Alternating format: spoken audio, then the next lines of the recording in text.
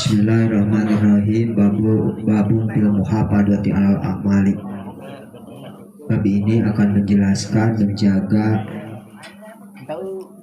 amal-amal kebaikan.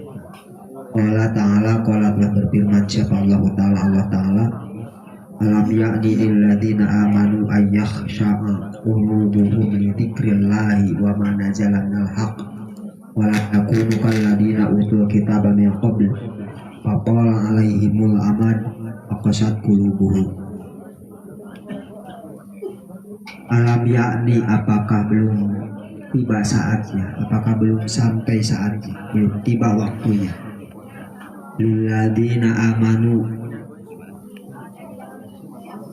bagi orang-orang yang beriman, ayyahsya'a, untuk khusyuk apa qulubuhum, hati-hati mereka. Khusyuk untuk apa? Lidzikrillahi, karena dzikir kepada Allah, karena mengingat Allah. Wama, dan mengingat apa nazala, yang turun, minal haqqi, dari kebenaran.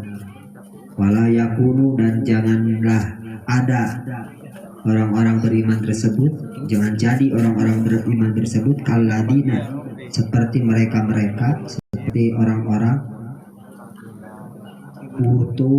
yang didatangkan, yang mendatangkan atau menerima Alkitabah terhadap kitab, yang mendatangkan orang-orang tersebut Alkitabah terhadap Alkitab yang qablu, sebelum Quran. Faqala, kemudian panjang alaihim, kepada mereka apa al-amadu, jamak. Faqasat, maka keras apa qulubuhum, hati-hati mereka. Waqala, dan berfirman siapa Allah Ta'ala, wa qaffayna, dan kami meneruskan, dan aku teruskan, bi Isa, dengan Nabi Isa, bi Isa dengan Isa ibni Maryam, putra laki-lakinya Maryam. Wa atainahu, dan kami datangkan kepada Isa, dan aku datangkan kepada Isa, dan aku datangkan kepada Isa al-Injila, Injil. Wa ja'alna, dan kami jadikan, dan aku jadikan fi qulubil ladzina taba'u, di dalam hati-hati orang-orang yang mengikuti Isa, rohpatan, rasa belas kasih, warahmatan, dan kasih sayang, warahbaniyatan, dan mereka menjadikan rohbaniyah, berlebihan di dalam ibadah, ibtada'uha, yang mengada-ngada mereka semua terhadap rohbaniyah. Maka tabna, padahal maka tabna tidak mewajibkan aku terhadap, maka tabna tidak mewajibkan aku kepada terhadap rohbaniyah itu, alaihi, bagi mereka, illa tiga ridwanillahi, kecuali hanya untuk mencari ridho Allah. Pamaro'auha, dan tidak menjaga mereka semua terhadap itu semua, aqari ayatiha, dengan sebaik-baiknya penjagaan. Waqala Ta'ala, waqala, dan berfirman Allah Ta'ala, wala takunu, dan janganlah ada kalian semua, allati, seperti perempuan, naqadot, yang mengudar, naqadot, yang mengurai, mengudar gojlaha, terhadap tenunannya, mimba dikuatin, setelah kuat, angkasan, jadi bercerai-berai.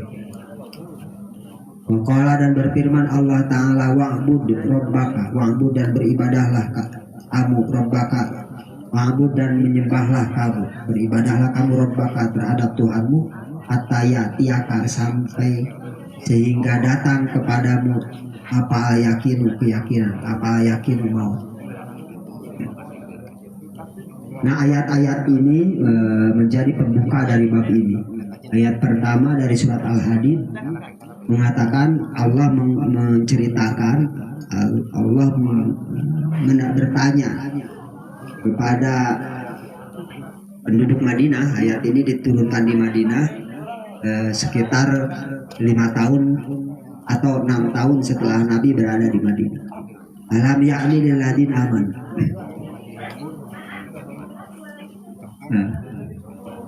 Nah, mereka itu sudah, ini diperuntukkan bagi orang-orang yang sudah memeluk Islam, orang Yahudi Nasrani yang sudah memeluk Islam, kemudian mereka masih bertanya, masih meminta kepada baginda Nabi untuk menguraikan, untuk menjelaskan tentang isi Taurat dan Injil. Padahal Al-Quran telah diturunkan. Makanya kemudian Allah menyindir dengan pertanyaan, apakah belum tiba waktunya? Apakah belum tiba saatnya bagi mereka yang beriman untuk mengkhusukkan, untuk khusyuk hatinya, khusyuk di dalam mengingat Allah, dzikrillahi.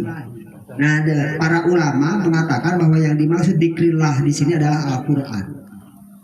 Tetapi ada juga ulama yang menyebutkan bahwa dzikrillah di sini adalah peringatan-peringatan, tanda-tanda kekuasaan Allah, peringatan-peringatan alam kekuasaan Allah.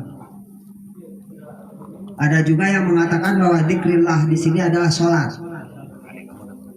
Wa mana jala minal haqqi, dan apa yang diturunkan, apa yang telah turun minal haqqi dari kebenaran, yaitu Al-Quran. Jadi kenapa mereka masih menginginkan, masih meminta untuk diceritakan atau dibahas, diajikan tentang Injil dan Taurat? Apakah padahal mereka telah memeluk Islam, telah beriman sekian lama, kira-kira sekian lama, tetapi mereka masih belum khusyuk hatinya, belum yakin hatinya tentang Al-Quran.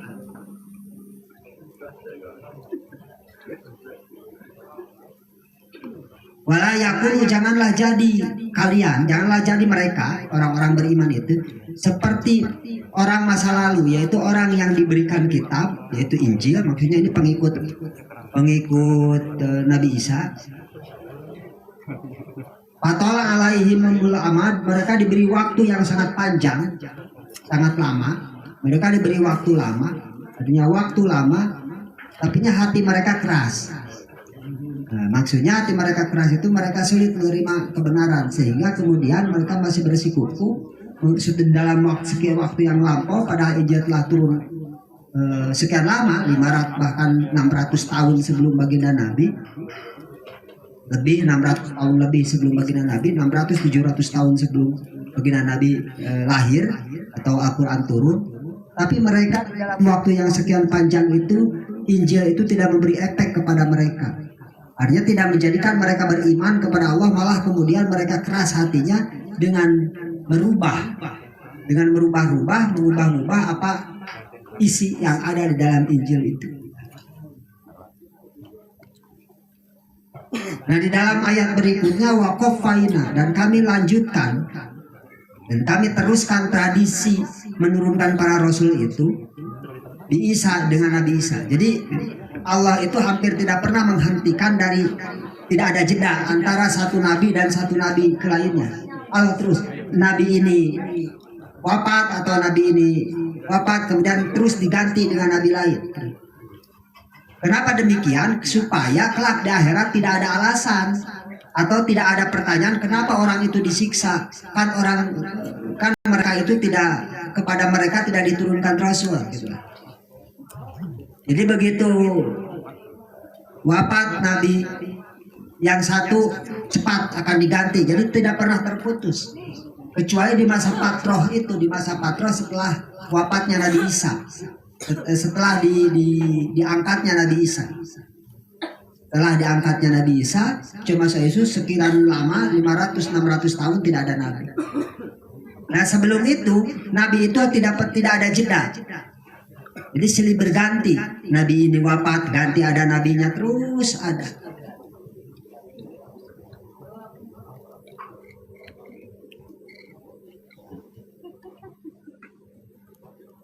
Nah, demikian pula setelah nabi-nabi Zakaria, ada Nabi Isa, ada Nabi Yahya. Nah, kami teruskan itu di Isa bani Maryam dengan Nabi Isa anak putranya Maryam, anak laki-lakinya Maryam. Wa atainahu Injil, dan kami datangkan, dan aku datangkan bagi Isa itu, turunkan bagi Isa itu Injil. Sertakan Nabi itu wajahana, dan kami ciptakan di antara hati-hati pengikut Nabi Isa itu Rofatan warahmatan, rasa belas kasih. Nah makanya jargon yang dipakai kaum Nasrani itu yang mengaku umatnya Nabi Isa itu, jargonnya itu adalah cinta kasih. Karena memang Allah menjadikan agama Nasrani itu ciri khas dari agama Nasrani itu adalah rasa kasih sayang, cinta kasih di antara mereka. Rofatan warahmatan. Jadi kasih sayang.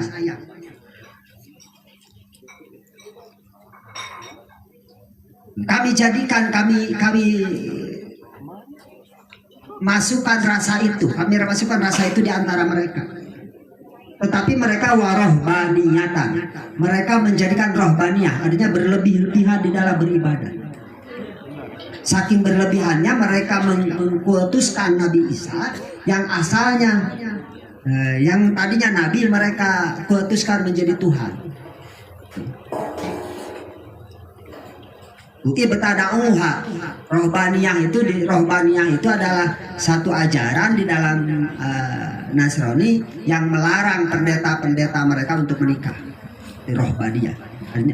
Yang tujuannya untuk memfokuskan diri ibtiga ridwanillah, untuk memfokuskan diri mencari ridho Allah. Jadi kudu kawin, mencari ridho Allah. Fokus ibadah. Padahal makatabnaha alaihi illa, padahal kami kata Allah, padahal aku tidak mewajibkan itu. Aku tidak mewajibkan untuk begitu. Jadi Allah untuk merintah jangan untuk kawin, tidak menikah. Pamaru'auha haqqa riayati, pamaru'auha, dan mereka tidak menjaga dengan sungguh-sungguh. Di ayat mereka tidak menjaga dengan sungguh-sungguh apa yang telah diwajibkan oleh Allah kepada mereka.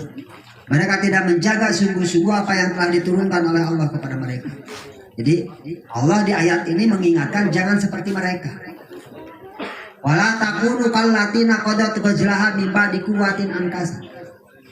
Allah juga kemudian mengingatkan di ayat yang lain, wala takunu, janganlah kalian semua seperti perempuan yang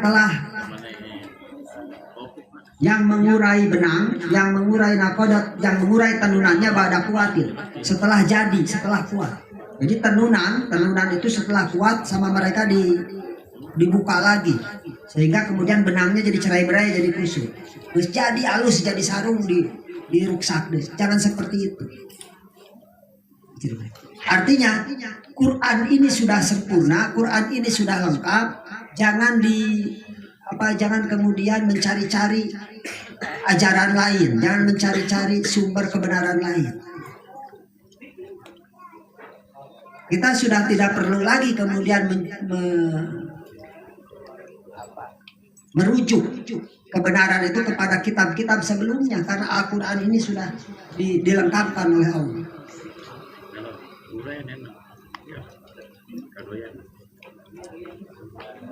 Nah zaman sekarang itu orang kadang-kadang justru mengabaikan apa yang telah Allah berikan, mencari-cari apa yang tidak ada, mencari hal baru.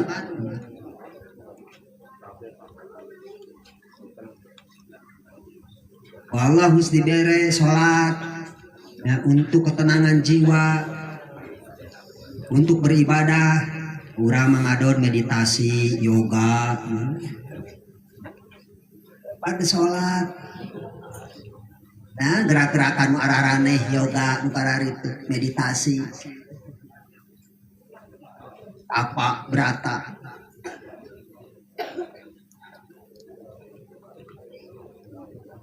Wa'bud rabbaka hatta ya'tiyaka yakin. Wa'bud, dan beribadahlah engkau rabbaka kepada Tuhanmu, hatta ya'tiyaka, sampai datang kepadamu apa yakin, keyakinan. Jadi beribadahlah kepada Allah sampai yakin. Jadi lamun geus yakin mah geus teu kudu ibadah. Nah maknanya apa? Apa yakin itu? Yakin itu mayudraku bil ain, sesuatu yang dapat dilihat oleh mata, tak yakin.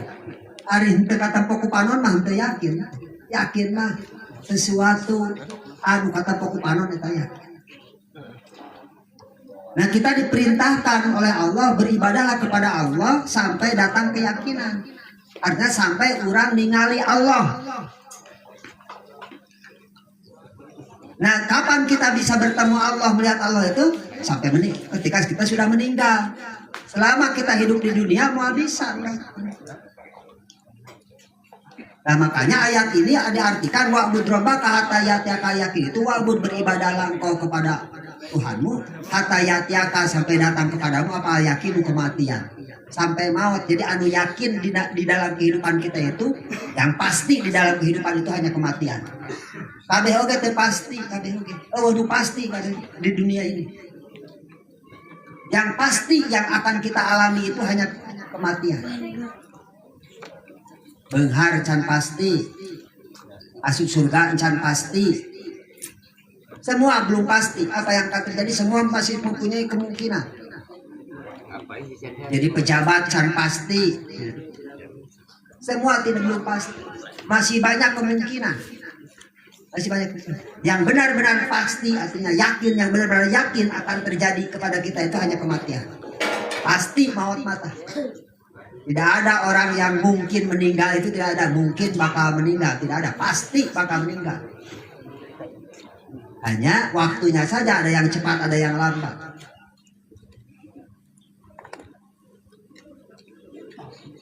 Jadi beribadah itu ketika maut. Menghamba, mengabdi. Wa'bud itu mengabdilah, menghambalah. Mengabdilah, bekerjalah. Dan pekerja itu disebut abdi. Makanya abdi negara seperti disebut asal itu abdi negara, abdi rakyat.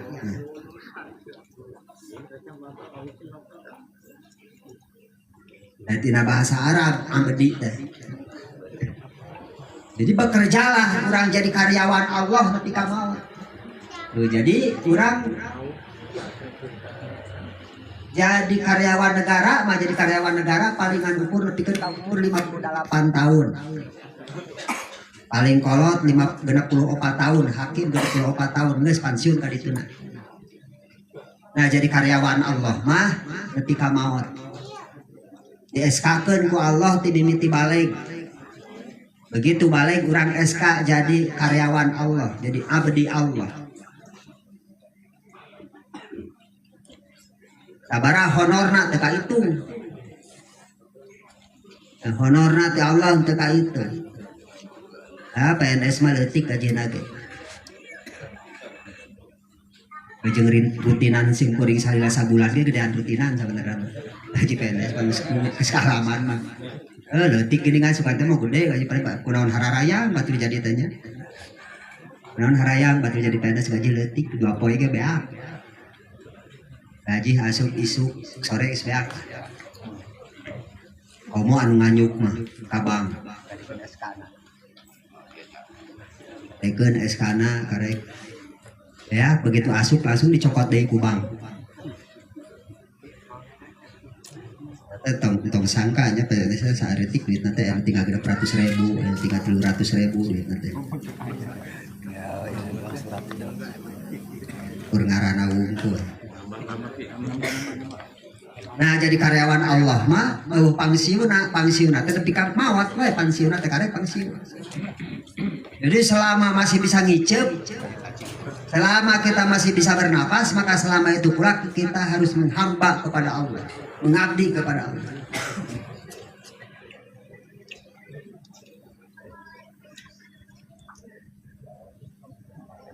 Honorna dibayar ku Allah unggal poe, unggal minggu, unggal bulan, unggal menit, unggal detik bahkan ku Allah dibayar. Engke puang pensiuna rapelna di akhirat dirapelkeun kabeh puang. Jadi sesakeun. Di dunia mah ngan diturunkeunana 1%, dicairkeunana. Honor urang teh ngan sasen ku Gusti Allah. 88% ke ku Allah dibikeun di akhirat. Itu tabungan orang di akhirat. Di orang di dunia mah 1% dibikeun.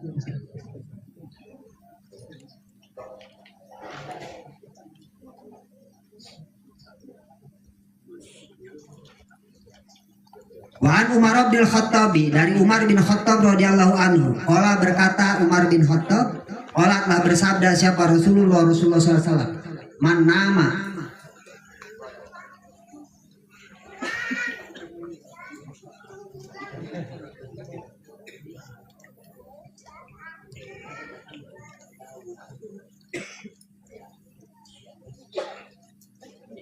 man nama an hijbihi minal laili aw an syai'in minhu faqara'a ma baina sholatil fajri wa sholatid duhri kutiba lahu ka'annama qara'ahu minal lail.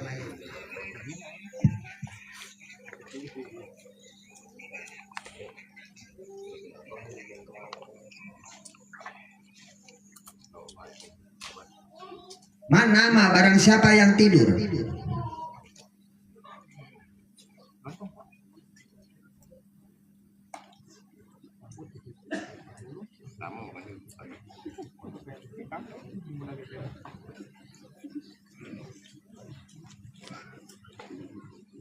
Manama barang siapa yang tidur an hizbihi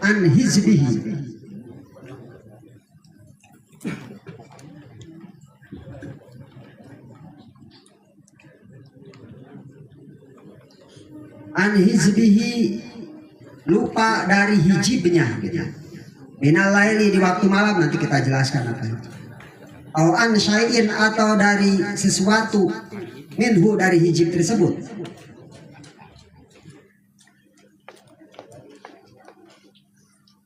Faqara'ahu kemudian dia membaca hijib tersebut ma baina sholati di waktu antara sholat ma baina sholatil fajri di waktu antara sholat fajar wa sholati duhri dan sholat duhur. Kutiba lahu kutiba maka ditulis lahu bagi mereka kutiba maka ditulis lahu bagi mereka kutiba maka ditulis pahala membaca tersebut lahu bagi mereka ka'annama qara'ahu seakan-akan membaca dia tersebut terhadap hijib itu minal laili di waktu malam. Rawahu meriwayatkan terhadap hadis ini siapa Muslimun, Imam Muslim.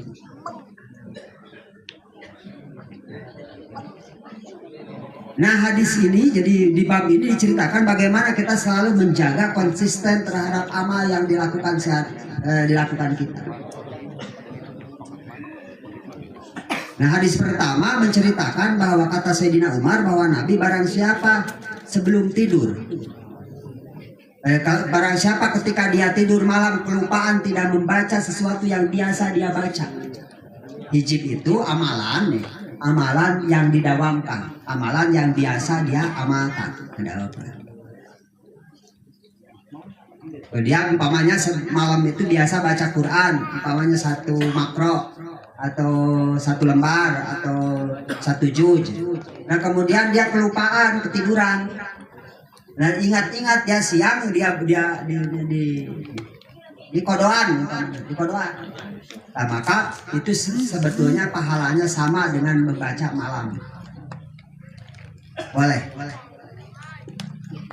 Nah hadis ini mengisyaratkan bahwa mengkodok amal, mengkodok ibadah sebetulnya tidak sebatas ibadah wajib. Ibadah wajib apa wajib dikodok, nah puasa tertinggal wajib dikodok, sholat tertinggal wajib dikodok.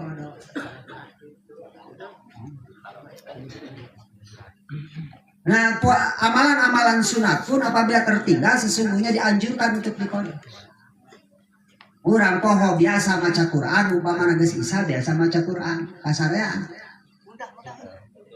Maka dibaca we beurang ngodoan, artinya 2 kali beurang macana mun biasa baca siang juga. Nah ulama-ulama ini tentang hijib ini adalah amalan wirid, zikir yang didawamkan. Banyak hijib itu yang biasa didawamkan. Seperti orang umpamana mengadawamkeun dalail khairat. Nah, kalau bisa, kalau sanggup sebetulnya dianjurkan mendawamkan dalailul khairat itu. Ya tentu selain mengamalkan membaca Al-Quran, yang paling utama tetap mendawamkan Al-Quran. Paling utama membaca Al-Quran. Nah, dalailul khairat itu satu kitab, satu buku yang isinya wiridan harian, isinya sholawat harian. Diatur di sana, hari ini baca dari sini sampai sini, hari ini baca dari sini sampai sini, hari ini baca dari sini sampai sini. 1 minggu pula. Kalau mulai hari Selasa, maka nanti diakhiri hari Selasa. Nah, apabila tertinggal, maka dikodok. Nah, sebetulnya bukan hanya dalail, amal-amalan dikir-dikir, wirid-wirid yang lain itu dianjurkan dikodok. Orang datang ke masjid geus berjamaah. Datang ke masjid geus berjamaah, cepat ikut berjamaah. Nah, beres berjamaah, orang sholat 2 rakaat, 4 rakaat, beren sholat qobliyah anu tadi sebelumnya, jeung sholat ba'diyah. Lamun sholat eta aya qobliyah ba'diyahan. Jadi sholat qobliyah lamun sudah biasa jangan ditinggalkan. Lamun tertinggal sholatnya ulah urang qobliyah heula, ikut langsung berjamaah. Nah, qobliyah engke dipaneurikeun. Demikian pula sholat qobliyah subuh. Urang sholat qobliyah subuh tinggalin. Makanya kan pahalana lebih hebat daripada seisi dunia ini. Pada hadis begitu. Pahala sholat sunat fajar itu kan pahalanya itu lebih besar daripada seisi dunia dan isinya. Umpamanya kita datang waktu subuh, kita maka sholat udah berjamaah, atau jangan dulu sholat fajar atau sholat sunat subuh, qobliyah subuh, langsung sholat subuh, beres sholat subuh, langsung orang sholat sunat qobliyah. Nah, tidak apa-apa, itu haram, mereka tidak dilarang. Yang haram itu sholat sesudah subuh, yang dilarang itu, yang haram itu adalah sholat sunat mutlak yang tidak ada sebabnya, yang tidak ada alasannya. Sholat sunat mutlak atau sholat sunat yang sebabnya belakangan datangnya. Jadi sholat sunat itu kan ada 3 jenis. Ada sholat sunat mutlak, artinya tidak ada sebab, tidak ada apapun, sholat sunat. Kan. Yang kedua ada sholat sunat yang ada sebabnya, tapi sebabnya datang duluan.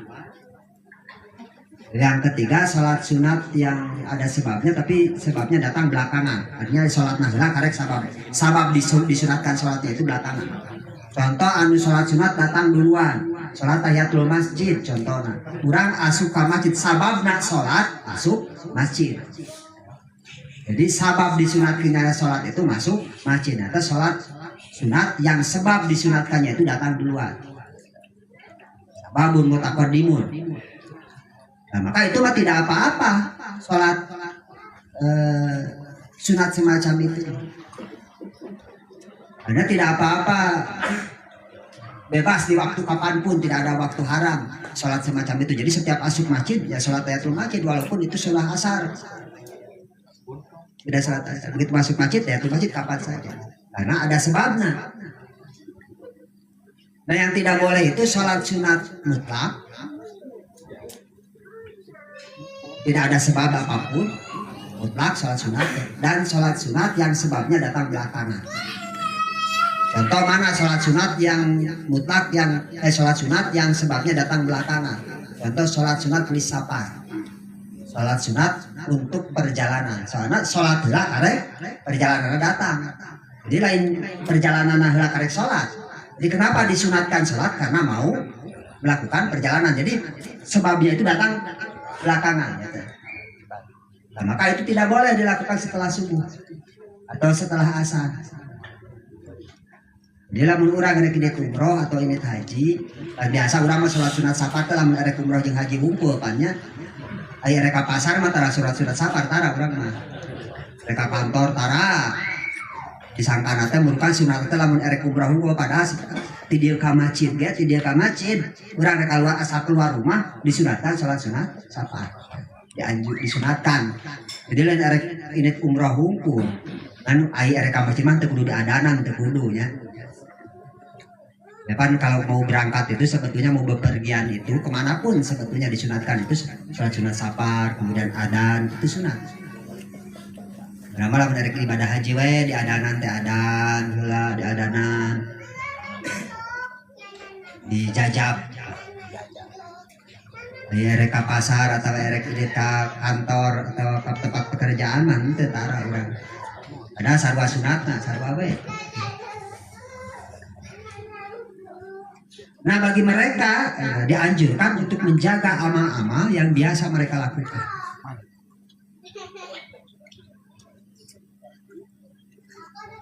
Nah artinya sama kalau di dalam dunia thariqat begitu. Dunia thariqat itu begitu. Thariqat itu apa sih? Thariqat itu adalah satu entitas, satu komunitas yang merutinkan dzikir kepada Allah. Dzikir kepada Allah. Ya sama dek tarekat naon ge dikirna la ilaha illallah kabeh oge eueuh anu dikirna selain itu tidak ada dengan berbagai macam variasinya tentunya. Ada kemudian ada yang hu ya eta naon hu tetina Allah. Lapan Allah itu lamun dipikeun alif lamna dipikeun alifna hamzah awana jadi lillah. Dipikeun lamna jadi lahu.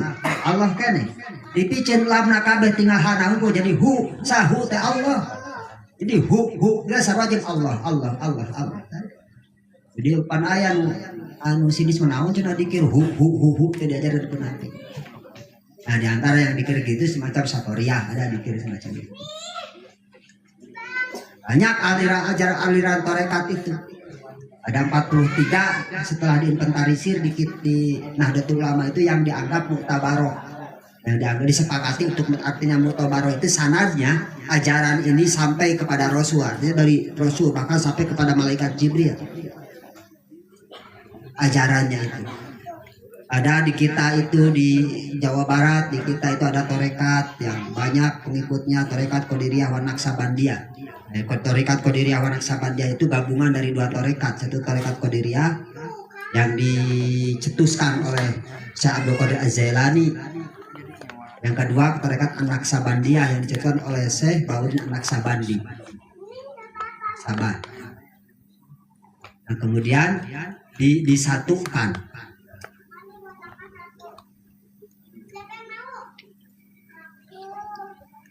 Disatukannya itu ya di Indonesia, ulama Indonesia yang menyatukan.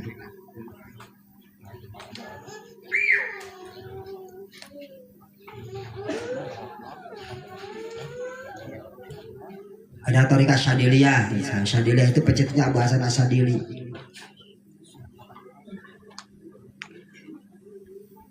Banyak ragam tarekat, tapi intinya tetap dzikir. Nah di dalam dunia tarekat itu dzikir itu tidak boleh ditinggal. Macam-macam ayat dzikirnya dilakukan selepas sholat. Ada yang dzikirnya harus dilakukan malam hari. Ada yang dzikirnya harus dilakukan di pagi hari.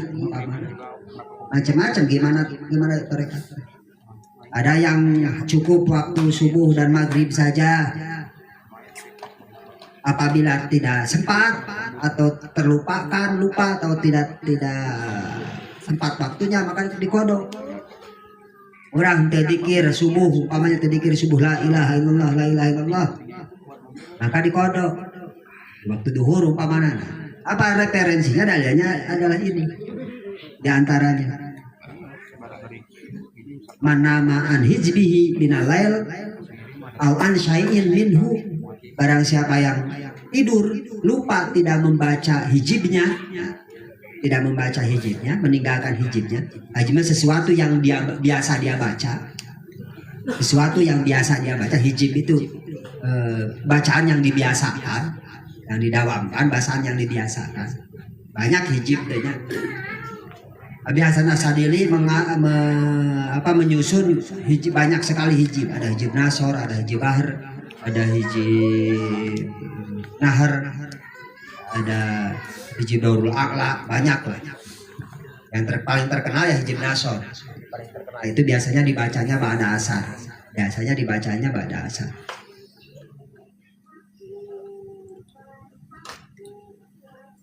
Nah, artinya setiap amalan apapun yang biasa dilakukan, umpamanya biasa dilakukan malam hari, suatu amalan biasa dilakukan malam hari, maka boleh diganti, tidak apa-apa untuk diganti di siang hari apabila tidak sengaja lupa. An Abdullah bin Umar, An Abdullah bin Amr, dari Abdullah bin Amr bin As radhiyallahu anhu, qala, berkata Abdullah bin Amr, qala, telah bersabda siapa Rasulullah SAW, ya Abdullah, wahai Abdullah, la takun, janganlah engkau ada, misla fulanin, janganlah kau menjadi misla fulanin seperti kipulan, karena ada kipulan itu yang aku bangun kipulan alailah di malam hari, maka hingga kiamal lail terhadap kiamul lail, betapapun alaihi di sini disepakati kesolehan. Nah, Nabi berpesan kepada Amr bin As, kepada Abdullah putranya Amr bin As, ada Abdullah bin Umar, ada Abdullah bin Amr, Abdullah bin Amr bin As, kata, kamu jangan seperti orang yang tiap malam bisa bangun tetapi meninggalkan sholat malam. Nah, artinya apa? Ketika kita bangun lain nganukur nonton PSSI wukul lain bari eleh. Ana sudang peting-peting tunuh-tunuh maksakeun hudangnya eleh. Ese tidak jenah lamun menang mah oke bakal dilarang ibadah haji. Batak dielehkeun we gitulah. Batak eleh we eleh. Nah, jangan kamu menjadi orang yang bangun tengah malam tapi meninggalkan qiyamul lail. Ini amanat baginda Rasul kepada Amr bin As. Artinya apa? Artinya di antara amal yang tidak boleh jangan ditinggalkan itu ya qiyamul lail. Minimal sekurang-kurangnya 2 rakaat. Ya beda kalau kita ketiduran sampai subuh ya kan Nabi tadi tidak tidur mana gitu. Dia mah geus hudang peuting kunaon teh qiyamul lail.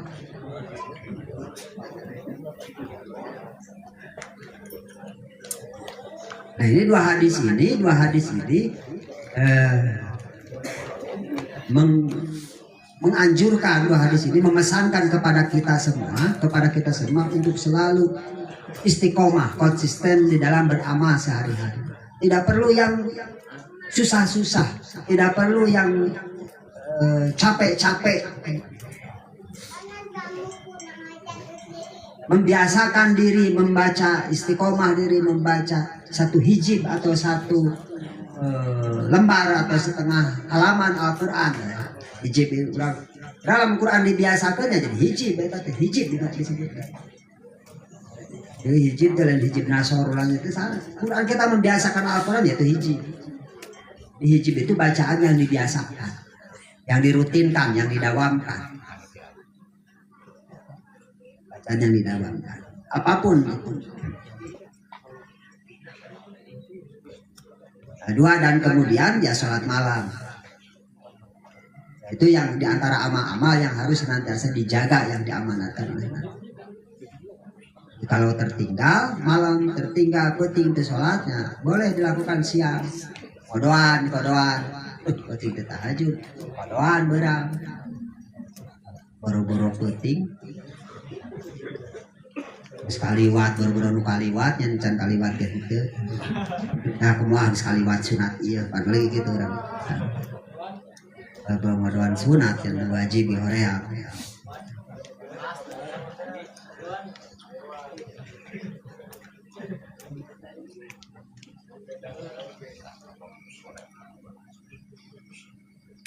Nah, ini satu lagi hadis ini, soalnya ini pendek, cuma 4 hadis, cuma 3 hadis. Wa an Aisyah, dari Siti Aisyah radhiyallahu anha.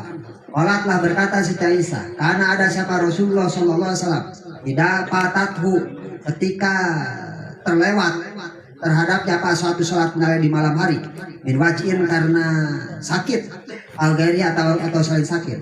Sholat, maka sholat dia minan nahari, di siang hari.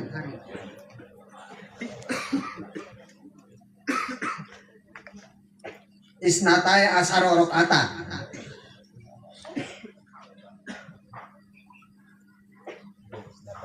Sintai asara rakaatan 12 rakaat. Rawahu meriwayatkan terhadap hadis ini siapa Muslim. Dan Siti Aisyah juga bercerita bahwa Nabi itu apabila malam tidak sholat, artinya malam itu tidak sholat malam karena sakit umpamanya atau karena yang lain, jadi karena alasan tertentu, bukan kesengajaan. Nabi itu tidak mungkin kalau sengaja. Jadi Nabi itu apabila meninggalkan pekerjaan sunat itu ada alasannya. Di antaranya karena ketakutan Nabi sholat ini atau amalan itu diwajibkan. Jadi untuk mengindikasikan, untuk mengajarkan kepada sahabat bahwa sholat ini tidak wajib, maka pasti Nabi akan meninggalkan 1 atau 2 kali, atau bahkan Nabi hanya melakukannya 1 kali, seperti kunut subuh. Kunut subuh itu Nabi hanya 1 kali. Sehingga ulama yang 3, Imam Ahmad bin Hanbal, Imam Maliki, Imam Hanafi tidak mensunatkan kunut di dalam sunat. Tetapi Imam Syafi'i berpendapat bahwa walaupun hanya 1 kali dilakukan tetap sunat. Karena dilakukan Nabi, tetap sunat. Walaupun hanya 1 kali.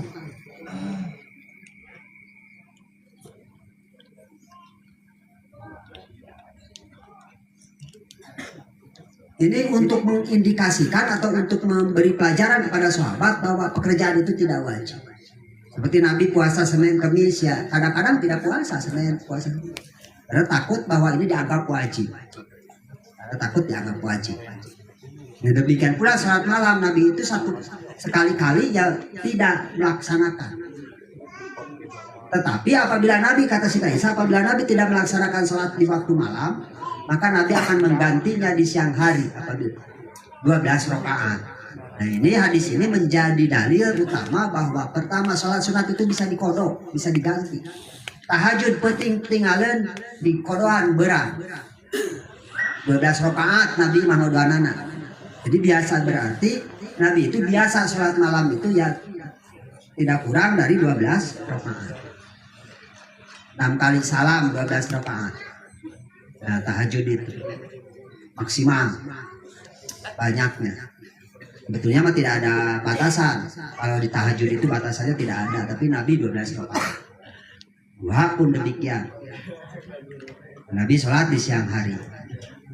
Nah, kita pun yang begitu, kita pun sholat puasa sunat, tertinggal biasa Senin Kamis ente jadi kerbo gitu kan naon puasa. Niat teh ngodoan puasa Senin, nah gitu. Niat ngodoan puasa Kamis, gak apa-apa. Senin teh kaburu puasa, salah sana puasa. Malam tidak terburu tahajud, siang hari diganti. Nah, pada intinya ya ini hadis-hadis tadi itu amanatkan kepada kita agar selalu menjaga amal-amal keseharian kita. Sebisa mungkin tidak ditinggalkan, kalau tertinggal sengaja maka dikodok, diganti. Nah, itu saja yang dapat disampaikan. Semoga ada manfaat.